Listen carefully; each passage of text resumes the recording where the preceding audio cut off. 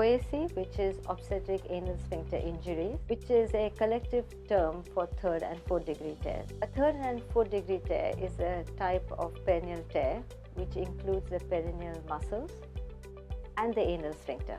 Midwives have moved away from giving perineal support to actually delivering the baby without any support. And we think this is one of the reasons why there has been an increase in third and fourth degree tear rates or OASI rates. We came across studies, published studies from Norway that showed that applying perineal protection actually led to a reduction in OASI rates.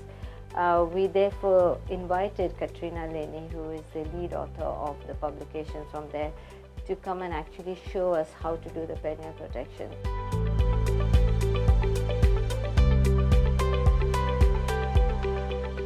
So the way that the project works is there are 16 pilot sites spread throughout the country, and they're arranged into groups of 4, and each group of 4 trusts will send a midwifery and an obstetric champion into the Royal College of Obstetricians and Gynaecologists for a skills development day.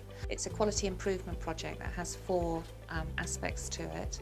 The communication is given out by the community midwife generally to the ladies when they're about 34 weeks pregnant. The second aspect is about manual perineal protection, and this is a technique that healthcare professionals, obstetricians and midwives can use to support the perineum at the time of birth, at the point of crowning, to try and minimise the risk of tears. So the third aspect is around the subject of episiotomy, and the care bundle asks that if an episiotomy was to be performed, it's very important that it's performed at 60 degrees from the midline at the time of crowning. So the fourth aspect is really about diagnosis, and this should hopefully not be very different to what healthcare professionals are doing already.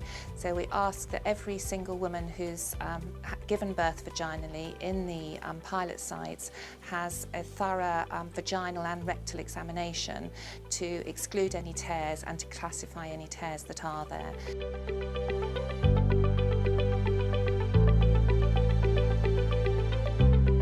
Last week we had a perineal awareness week.